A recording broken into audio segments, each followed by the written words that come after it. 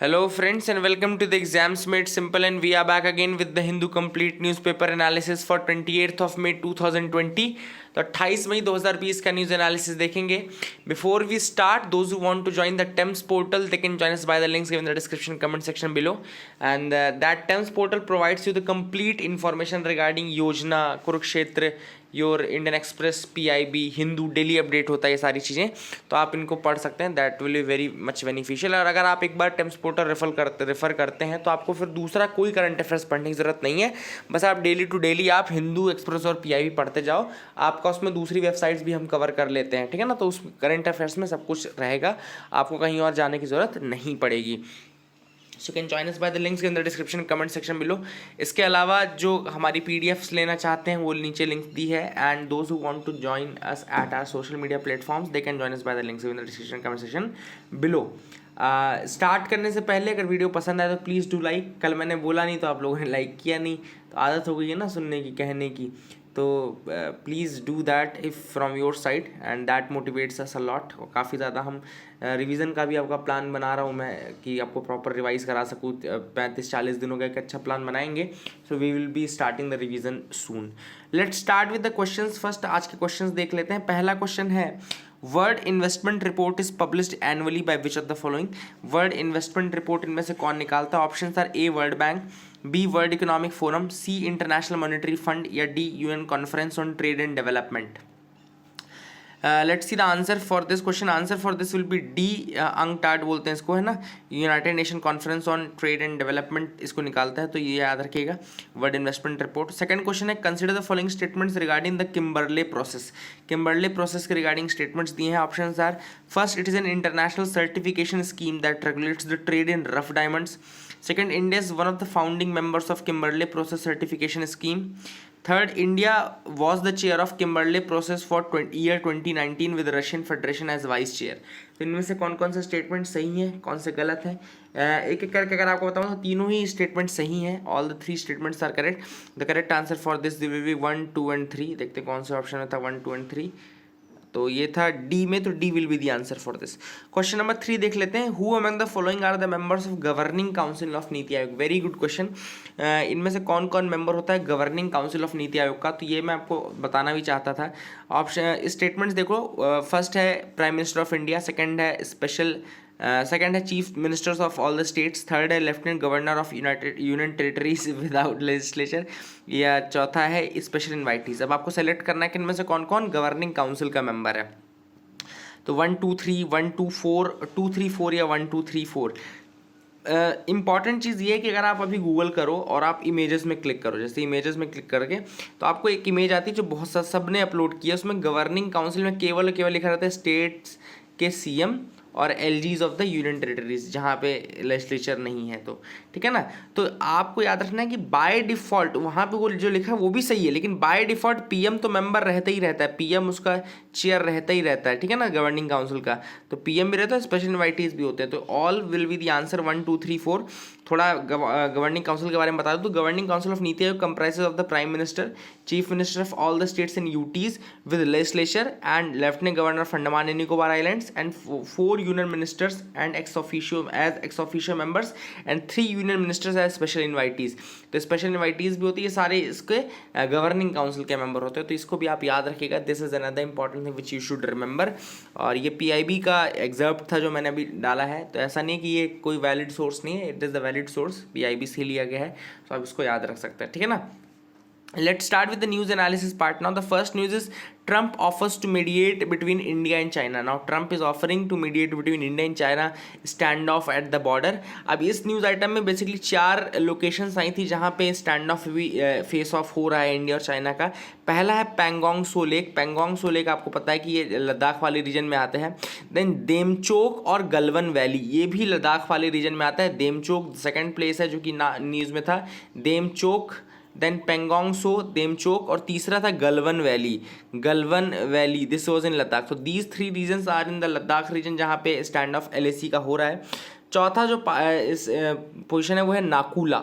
नाकुला मैंने आपको बताया था कि सिक्किम में है, नाकुला पास इज इन सिक्किम एरिया, वहाँ पे स्टैंड ऑफ हो रहा है। तो ये 4 जगह हैं जहाँ पे बेसिकली इंडिया और चाइना के सोल्जर्स के बीच में स्टैंड ऑफ देखने को मिलेगा।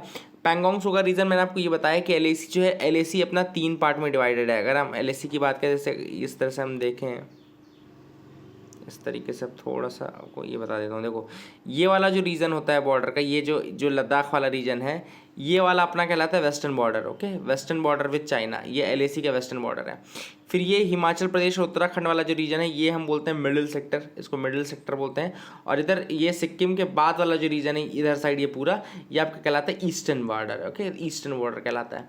तो जो स्टैंड ऑफ है यहाँ पे तवांग को लेकर के, अरुणाचल प्रदेश को लेकर के है। मिडिल पोर्शन थोड़ा ठीक है, और यहाँ पे बेसिकली स्टैंड ऑफ होता है। ये जो यहाँ पे अक्साई चीन वाला रीजन है, लद्दाख से जो करता है वेस्टर्न पोर्शन, यहाँ का रीज़न ये कि यहाँ पैंगोंग सो जो है वो एक पैंगोंग सो जो है मूविंग है, मतलब कि एक वाटर बॉडी है, वहाँ पे थोड़ा सा बॉर्डर लाई करता है। इस कारण से भी यहाँ पे ज़्यादा आपको देखने को मिलता है। और पैंगोंग सो का जो नदर्न रीजन है, वहाँ पे आपको इस तरीके से ऐसे माउंटेन की रिजेस मिलेंगी। ओके, एक बार फिर से बना देता हूँ मैं। तो पैंगोंग सो, जैसे अगर ये पैंगोंग सो है लेक, तो इसके नॉर्थ में आपको इस तरीके से रिजेस मिलेंगी, माउंटेन्स मिलेंगे। इनको हम क्या बोलते हैं, fingers in the mountain, finger mountain बोलते हैं, फिंगर्स रीजन बोलते हैं। ठीक है ना, तो ये भी याद रखिएगा। और इसमें भी हम बोलते हैं ना कि हम 8th तक हम अपने बॉर्डर को मानते हैं, लेकिन वो 2nd तक ही हमारे बॉर्डर को मानते हैं। ठीक है ना, तो ये भी डिफरेंस है इंडिया चाइना के बीच में, यहाँ से बॉर्डर डिस्प्यूट जो है वो शुरू होता है। तो ये 4 रीजन ज़रूर याद रखना है। पैंगोंग सो लेक वाला, देमचोक और गलवान रीजन जो ये लद्दाख के हैं तीनों, नाकुला आपका सिक्किम का रीजन है। तो Naku La is very important, Sikkim का रीजन है। कि नाथुला तो सबने सुना था, नाकुला ज़्यादा लोगों ने नहीं सुना होगा, तो ये भी आप याद रखिएगा बेसिकली दिस। एंड अब USA कह रहा है कि हम मीडिएट करेंगे in the border dispute of India and China. तो क्या मीडिएट कम होगा, इंटरफेरेंस ज़्यादा होगा। So that is the thing. यहाँ अगला जो न्यूज़ आइटम है वो है heat waves continue to scorch the city but respite expected soon. तो यहाँ पे मैं थोड़ा सा आपको हीट वेव्स के बारे में बताना चाहता हूँ। Let's see the heat waves region also. Okay, तो हीट वेव्स देख लेते हैं क्या कैसे है। सो अच्छा, मैप तो बताया नहीं, चलो मैप बता दूंगा थोड़ी देर में। मैप इस न्यूज़ आइटम के बाद अपन मैप डिस्कस कर लेंगे। ठीक है, तो यहाँ पे 4 रीजन हमने बता दिए। हीट वेव्स ये पोर्टल से ही डायरेक्ट लिया, तो पोर्टल में काफ़ी अच्छे फॉर्म में आपको न्यूज़ आइटम सारी इंडियन एक्सप्रेस PIB तीनों का मिल जाता है। तो you can get see that also. Heat wave की बात करें, when the days maximum temperature jumps by 4 to 5 degree. Actual में जो होता है नीचे 4.5 to 5 डिग्री, तो बस 5 डिग्री का हिसाब बना के चलो कि 5 डिग्री जो आता है तो नॉर्मल आपका हीट वेव शुरू हो जाता है। ठीक है ना, अब जो नॉर्मल टेम्परेचर है वो कितना है, तो नॉर्मल टेम्परेचर जो प्लेन्स के लिए लिया गया है वो है 40 degree centigrade. Normal temperature maximum जो लिया गया है वो 40 डिग्री सेंटीग्रेड लिया गया है, और हिली एरियाज में वो 30 डिग्री सेंटीग्रेड लिया गया है। याद रखिएगा, 40 degree centigrade for plain areas and 30 degree centigrade for your hilly areas. ठीक है ना, तो अब जो है आपका हीट वेव्स जो है वो नॉर्मल अलग 3 तरीके से डिफाइन होती हैं। ठीक है ना, 3 तरीके से कौन कौन से 3 तरीके होंगे। तो पहला तो ये है कि जब जो टेम्परेचर है वो नॉर्मल से कितना ऊपर हो जाए। तो नॉर्मल टेम्परेचर से, जब नॉर्मल टेम्परेचर से 4.5 डिग्री सेंटीग्रेड से 6.4 डिग्री सेंटीग्रेड तक राइज करता है टेम्परेचर, तो हीट वेव कहलाता है। और अगर 6.4 डिग्री से ज़्यादा टेम्परेचर बढ़ गया तो वो सीवियर हीट वेव कहलाता है। ठीक है ना, 6.4 डिग्री से ज़्यादा बढ़ गया तो वो सीवियर हीट वेव कहलाने लगेगा, जब ये नॉर्मल टेम्परेचर से डिपार्चर होगा। बट जब एक्चुअल मैक्सिमम टेम्परेचर से डिपार्चर देखेंगे, एक्चुअल मैक्सिमम टेम्परेचर से डिपार्चर देखेंगे, तो अगर 45 डिग्री से ऊपर, मतलब 5 डिग्री से ऊपर आपका हो गया तो आपका हीट वेव हो जाएगा। और अगर 47 डिग्री, मतलब 60 डिग्री तक अगर बढ़ गया तो वो फिर सीवियर हीट वेव कहलाएगा। तो बेसिकली दिमाग में बैठा के रखो कि 6 to 7 डिग्री जब बढ़ जाता है तो सीवियर हीट वेव हो जाती है, और अगर 4.5 to 6 तक अगर बढ़ रहा है तो आपका नॉर्मल हीट वेव चल रहा है। ठीक है ना, ये भी याद रखिएगा।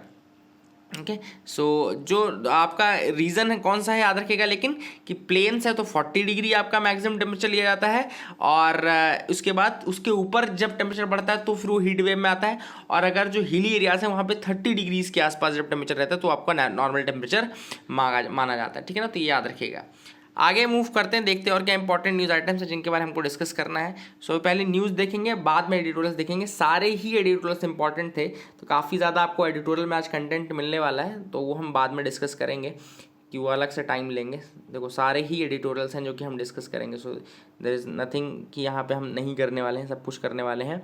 आगे जो इंपॉर्टेंट न्यूज़ है वो है invasive muscle is spreading rapidly in Kerala's back water. तो केरला के जो बैक वाटर है वहाँ पे एक इन्वेजिव मसल की वैरायटी आ गई है। तो सबसे पहली बात तो मसल क्या होता है, मसल बेसिकली मॉलस्क की एक वैरायटी होती है मॉलस्क की।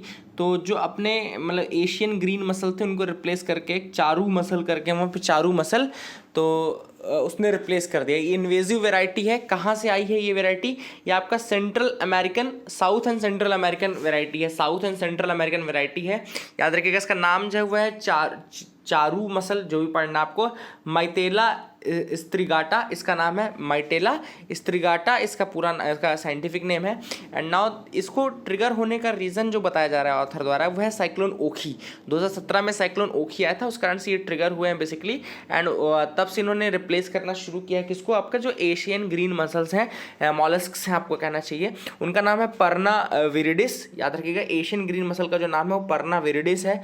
और इसके अलावा एक और एडिबल ऑयस्टर था जिसका नाम था मैगलाना बिलिनीटा, ओके, जिसको लोकली आपका मुरिंगा कहा जाता था। मैगलाना बिलिनीटा बोलते थे इसको और लोकली इसको मुरिंगा बोलते थे। इनको रिप्लेस करके मिटेला स्त्रिगाटा यानी चारू मसल ने इसको रिप्लेस कर दिया है। तो now it is very invasive. और इन्वेजिव किसके लिए, मतलब कि कहाँ पर? तो ये बैक वाटर वाला जो रीजन है, बैक वाटर मतलब क्या होता है बेसिकली? एक तरीके का बैक वाटर जो होता है एक तरीके का लगून ही होता है, या कह सकते हैं, इसका डेफिनेशन बताता हूँ।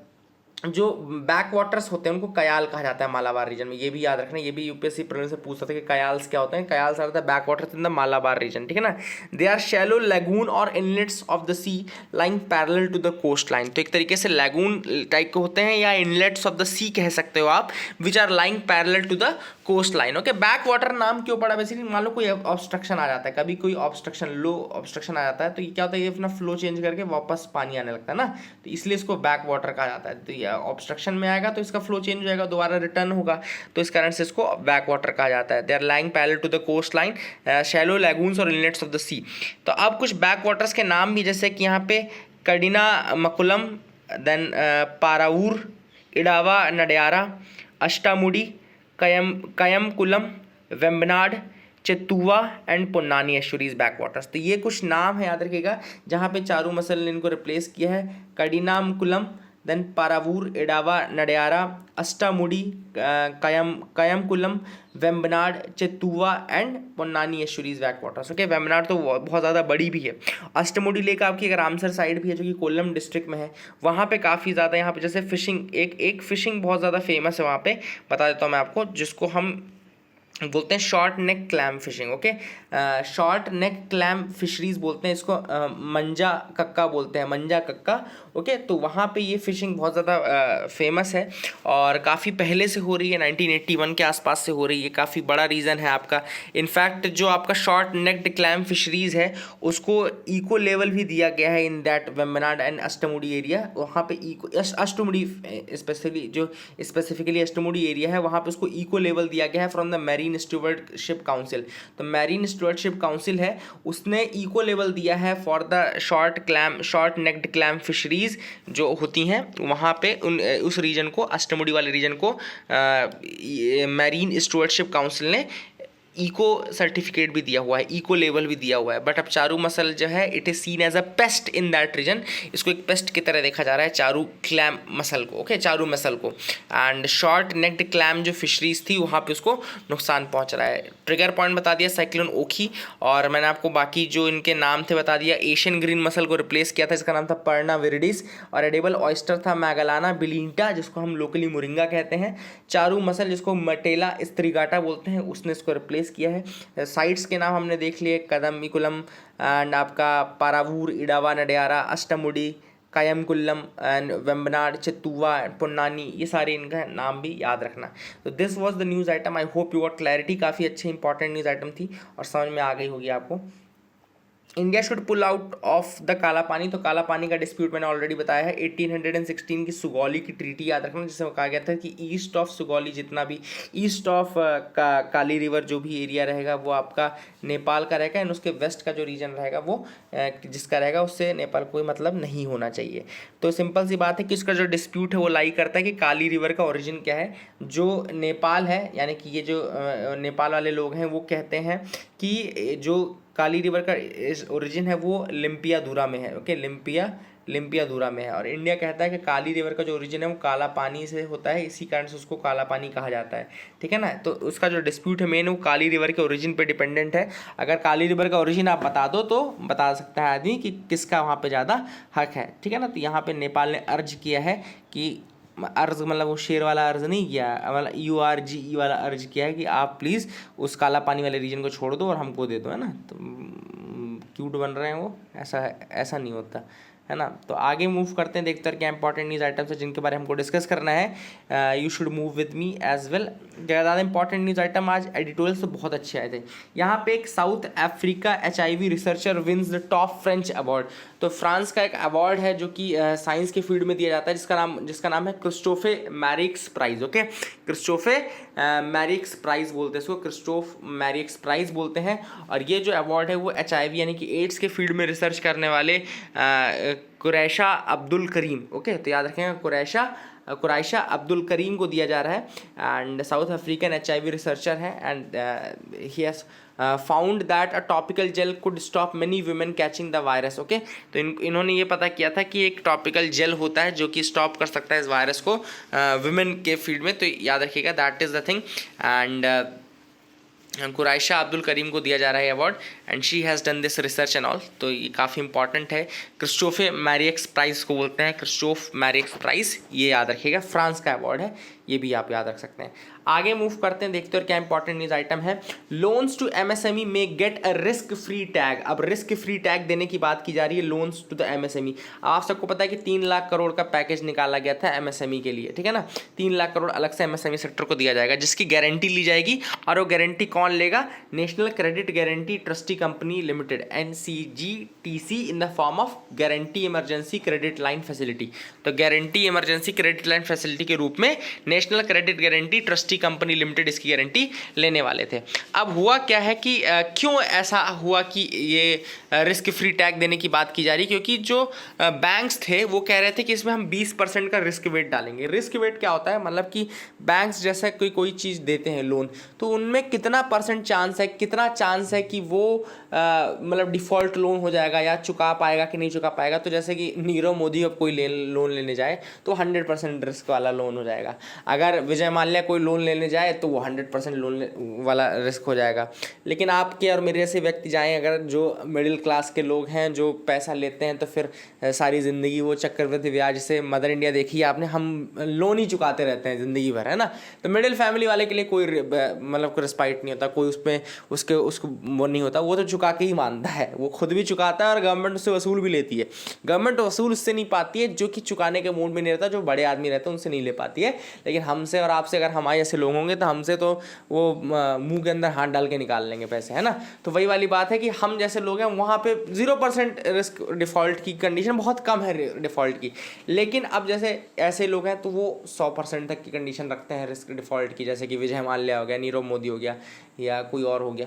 तो अब क्या है, यहाँ पे बैंक्स जो है ऐसा जो लोन इनको दे रहे हैं MSME सेक्टर को, वहाँ 20% का मिनिमम रिस्क वेट रखते हैं। मतलब रिस्क वेट अलग से क्या फार्मूला से रिस्क वेट निकलता है वो मैं आपको नहीं बता सकता, ओके, वो कॉन्फिडेंशियल है, लाइक कॉन्फिडेंशियल नहीं हो, मेरे को पता भी नहीं है और दूसरी चीज़ को इंपॉर्टेंट भी नहीं है, ठीक है ना।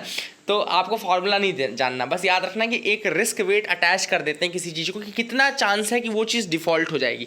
तो ये 20% का रखते हैं यहाँ पे। अब ये क्यों रखा 20% का? क्योंकि बैंक्स ने ये बोला कि इसकी जो गारंटी है डायरेक्टली गवर्नमेंट ने नहीं प्रोवाइड की है, इसकी गारंटी जो है वो एक अलग से दूसरे मैकेनिज्म के थ्रू, जैसे यहाँ पे national credit guarantee trustee company limited के थ्रू हो रही थी। तो उन्होंने बोला कि ये गारंटी इस तरीके से आ रही है, इस कारण से हम क्या कर रहे हैं, इसको रिस्क एसेट दे रहे हैं। अब RBI से गवर्नमेंट ने कहा है कि आप जो ये जो आप असाइनमेंट कर रहे हो रिस्क वेट का, ये आप मत करो, ओके। तो रिस्क फ्री टैग आप उसको दो, that is the request to the RBI। And RBI हो सकता है ये चीज़ अब बैंक्स को बोलेगा।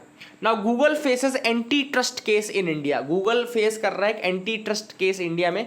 अब ये क्या है, competition commission of India basically उसने एलिगेशंस लगाए हैं, मतलब उसके ऊपर पहले गूगल के ऊपर कुछ एलिगेशंस लगे थे कि जो अल्फ़ाबेट इनकॉर्पोरेशन है जो आपका गूगल का है, वो अब्यूज़ कर रहा है मार्केट पोजीशन को to unfairly promote its mobile pay payment app in the country. GPay को प्रमोट करने के लिए जो अल्फ़ाबेट इनकॉर्पोरेशन गूगल का है वो अब्यूज़ कर रहा है अपने मार्केट पोजीशन को in the unfair means to promote the mobile pay application. Okay, तो अब इसको जो है competition commission of India check करेगा। अब कंपटीशन कमीशन ऑफ इंडिया क्या होता है, बेसिकली एक स्टैट्यूटरी बॉडी है जो कि 2002 के कंपटीशन कमीशन एक्ट से आई थी। ओके, तो कंपटीशन एक्ट आया था 2002 में, उसके थ्रू ये बॉडी आई थी। अब इसका जो इस्टेब्लिशमेंट हुआ था फाइनली वो हुआ था 14 अक्टूबर 2003 में, लेकिन फुल्ली फंक्शनल ये 2009 से हो पाई। ओके, 2003 में ये इस्टेब्लिश हो गई थी और 2009 से ये फुल्ली फंक्शनल हुई। धनेंद्र कुमार इसके पहले चेयरमैन बने।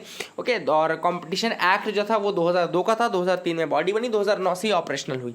ओके, इसका मेन काम है कि जो कंपटीशन है उसको फेयर बना के रखना, ग्राउंड में लेवल प्लेइंग फील्ड सारे प्लेयर्स को प्रोवाइड करना, प्रॉपर कंपटीशन प्रोवाइड करना। अब यहाँ पे एलिगेशंस क्या है कि गूगल के, अब देखो गूगल ऑलरेडी, आप कोई भी चीज़ आप सर्च कहाँ करते हो, गूगल में ही सर्च करते हो, तो गूगल क्या कर रहा है कि अपनी पोजीशन का अनफेयरली यूज कर रहा है in order to promote its GPay app and all. Okay, तो ये है। अब आपसे यूपीएससी पूछेगा जब भी क्वेश्चन इसका, तो ये प्रीलिम्स टाइप का क्वेश्चन अपन बना के देख लेते हैं, तो वो आपसे ये बोल सकता है कि ये पहली बार है जब गूगल के ऊपर एंटी ट्रस्ट एक कोई एलिगेशन लगा है, तो ऐसा नहीं है। ये तीसरी बार है इंडिया में, this is third time Google के जो मेजर एंटी, मतलब तीसरा बार है जब मेजर एक कोई आया है। इसके पहले सीसीआई ने फाइन लगाया था गूगल के ऊपर $21 मिलियन का, जब वहाँ पे सर्च बायस आया था कि सर्च आप कोई चीज़ करते हो तो वहाँ पे गूगल अपना बायस दिखाता है, ठीक है ना।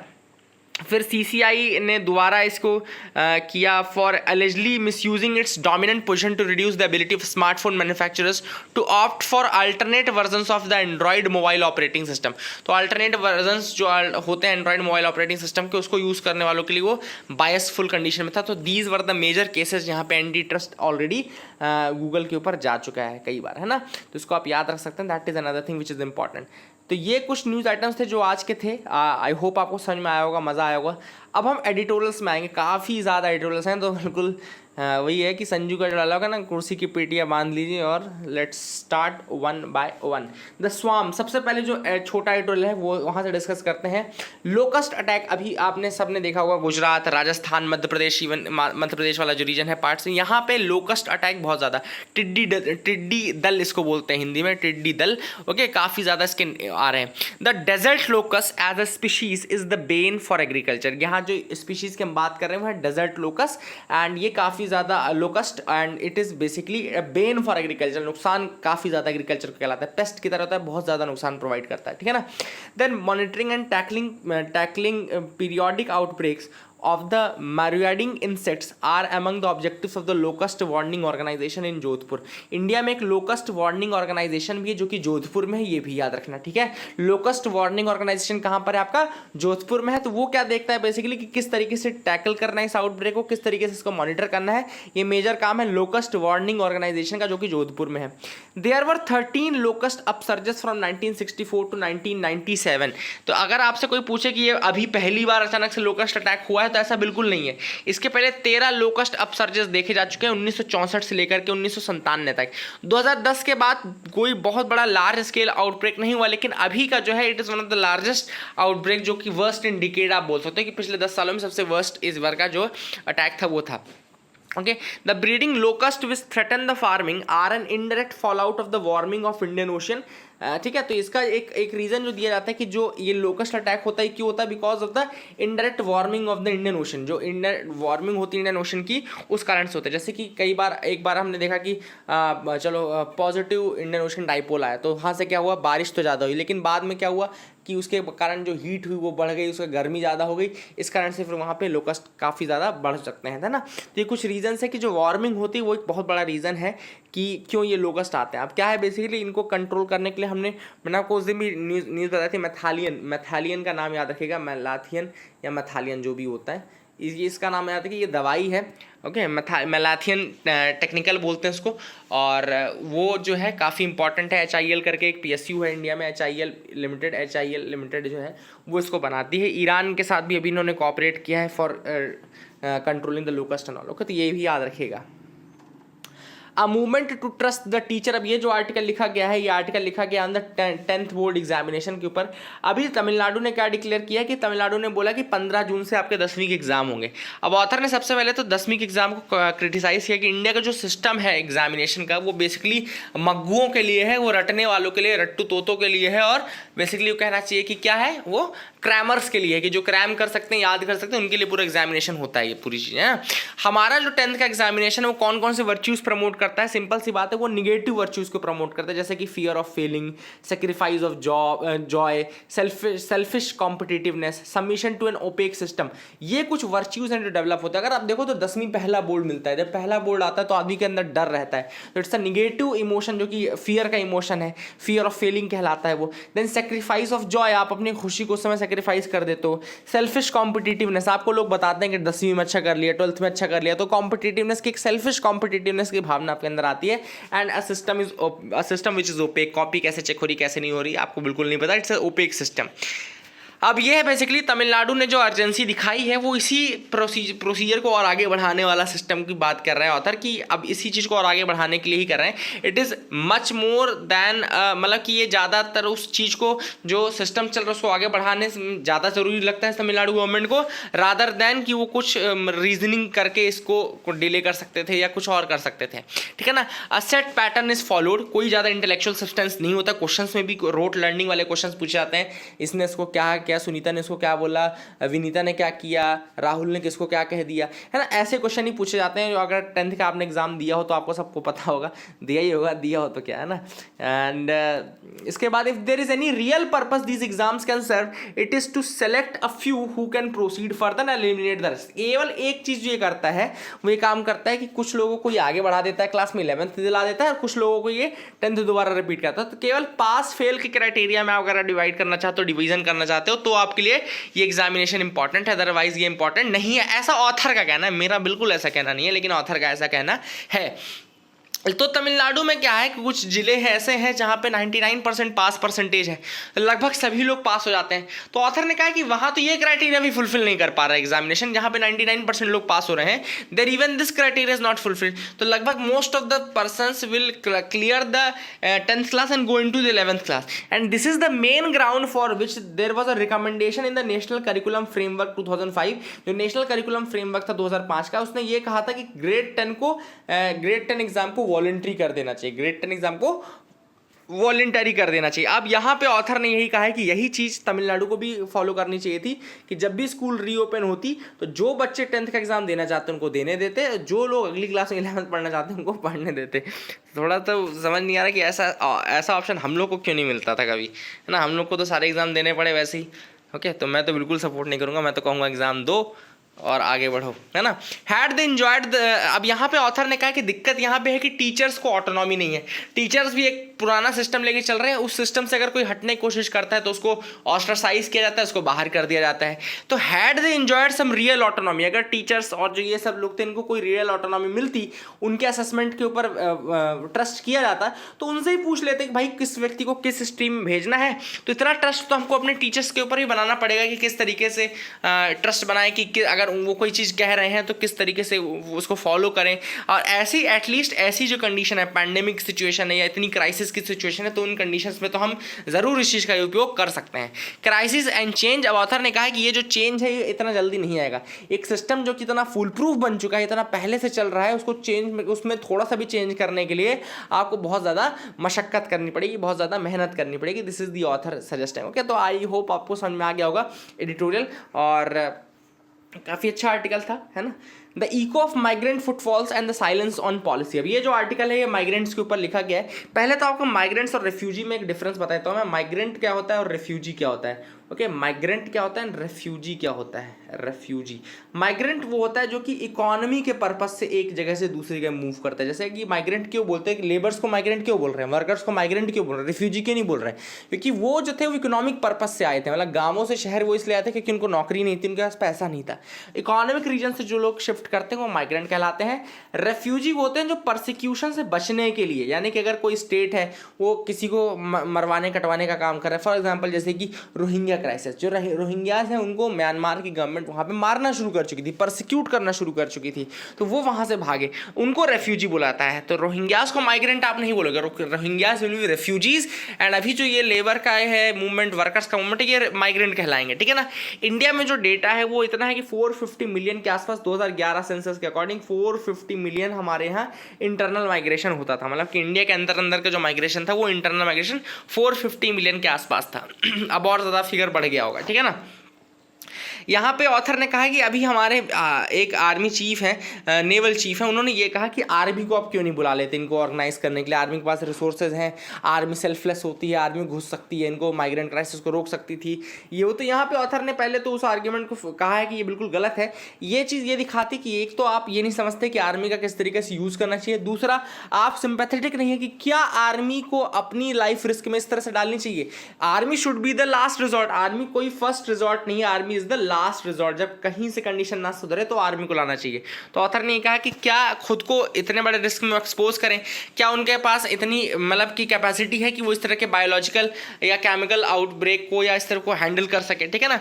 तो दैट वाज द थिंग। और ये जो रिमार्क्स हैं कि आर्मी को बुला के क्यों नहीं आपने हैंडल किया, ये किया वो किया, तो ये नी जर्क रिस्पॉन्स बताता है, एक तरह से नी जर्क रिस्पॉन्स बताता है। दूसरा चीज़ ऑथर ने ये भी कहा है कि जब आर्मी के पास अनलिमिटेड पावर आ जाती है तो वो भी काफ़ी ज़्यादा नुकसानदायक होता है और लोगों का ट्रस्ट और घटता है। जैसे कि अफ्स्पा एक्ट हमने देखा है कि अफ्स्पा एक्ट में आर्मी के पास अनलिमिटेड पावर है, तो वहाँ पे भी हमने देखा है कि वहाँ पे लोगों का जो कॉन्फिडेंस है वो डिक्रीज होता है। तो यहाँ पे बात है कि आपको सेंट्रलाइज नहीं करना है। ऑथर ने कहा कि ये टाइम सेंट्रलाइज करने का नहीं, ये टाइम डिसेंट्रलाइज करने का, जब आप स्टेट्स को ज़्यादा पावर दो। India resides in states, not in state capital like Delhi, okay, not in Delhi. Author का ये कहना है कि इंडिया जो है वो स्टेट्स में रिसाइड करता है, अलग अलग स्टेट्स जो हैं वो मिल करके उनका मतलब हमारा जो है वो हमारा होल्डिंग टुगेदर कॉन्स्टिट्यूशन है, होल्डिंग टुगेदर डेमोक्रेसी हमारे यहाँ। तो हमारे कॉन्स्टिट्यूशन ने स्टेट्स को होल्ड करके रखा है, और होल्डिंग में क्या है कि जो स्टेट्स हैं वही मिलके तो बना रहे हैं आपका पूरा कंट्री। तो आप जो है आप सारा डिसीजन दिल्ली से ले रहे हो, सेंट्रलाइज और करते जा रहे हो, आर्मी को बुला लो, ये कर लो, वो कर लो। बट केरला जैसे स्टेट्स जिन्होंने इतना अच्छे स्टेप्स लिए उनको कोई तारीफ नहीं, भीलवाड़ा ने इतने अच्छे स्टेप लिए उसको कोई तारीफ नहीं। ओके, तो यहाँ पे आपको यहाँ पे अपनी स्ट्रेटेजी चेंज करने की जरूरत है और वहाँ पे डिसेंट्रलाइज करने की जरूरत है। अब ऑथर ने 4 सॉल्यूशंस बताए, 4 स्टेप्स बताए जिनके थ्रू अपन ये सारी चीज़ें अचीव कर सकते हैं। पहला, we have to go back to villages, जैसा कि महात्मा गांधी ने कहा था, जैसा कि नीति आयोग कहती है। यहाँ पे हमको बिल्कुल ये सोचना चाहिए, नहीं सॉरी, नॉट नीति आयोग, यहाँ पे जो महात्मा गांधी कहते थे वो हमको करना है। यानी कि सस्टेनेबल इकोनॉमिक्स का जो मॉडल महात्मा गांधी ने बोला था कि India still lives in villages and small towns, not in cities, तो आपको वहाँ उनको डेवलप करना चाहिए। सॉरी, नीति आयोग मैंने बोल दिया, लेकिन वो महात्मा गांधी ने कहा था, ठीक है ना। महात्मा गांधी ने कहा था कि गो बैक टू विलेजेस, कहा था गो बैक टू विलेजेस, तो वहाँ पे आपको जाना चाहिए, वहाँ पे डेवलप करना चाहिए। सेकंड है rebuild the rural economy based on building the house hold. Okay, तो यहाँ पे दूसरा जो ऑथर ने दिया है कि रूरल इकोनॉमी को आप बिल्ड करने की कोशिश करो, रूरल इकोनॉमी को बिल्डअप करने की कोशिश करो और वहाँ पे स्वच्छ भारत का उपयोग करो, वहाँ पे नेटवर्क को स्ट्रेंथन करो। ओके, इन सारी चीज़ों को आप वहाँ पे लेके जाओ, चाहे वो कॉटेज इंडस्ट्रीज़ हो, चाहे इस तरह से एम्प्लॉयमेंट जनरेट करने की कोशिश करो ताकि जो माइग्रेशन है वो रुक सके, डिस्ट्रेस रुक सके, फार्म इनकम को सप्लीमेंट करने की कोशिश करो, वहाँ पे कैपेसिटी बिल्डिंग का काम करो, टेक्नोलॉजी लेके आओ, कैपिटल प्रोवाइड करो, मार्केट्स प्रोवाइड करो, ये सारे काम आपको गाँवों में करने हैं। तीसरा, formalise the work from home and design a migration plan, एक माइग्रेशन प्लान डिज़ाइन करो, वर्क फ्रॉम होम को बेसिकली फॉर्मलाइज करो, सपोर्ट करो ऐसे लोगों को जो कि अपने स्टेट्स में काम करते हैं, नियर द कस्टल ऑफ विलेजेस में काम करते हैं। ओके, एंड ऐसे लोगों को सपोर्ट करने के लिए उनको इंसेंटिवाइज करो ताकि वो अपने घरों में रह करके काम कर सकें।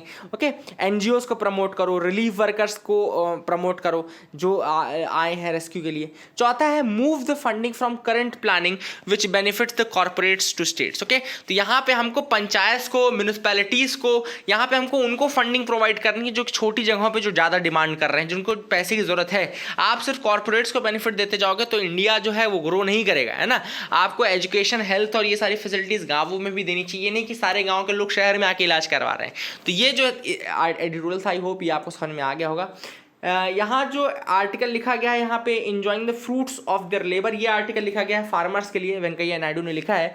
यहाँ पे ऑथर ने कहा है कि if any class of economic agent of our country has been denied the constitutional right of freedom to trade it is the farmers. Author ने कहा है कि अगर कोई एक क्लास है जिसको कि ये right to freedom of trade deny किया गया, वो है फार्मर्स। क्यों?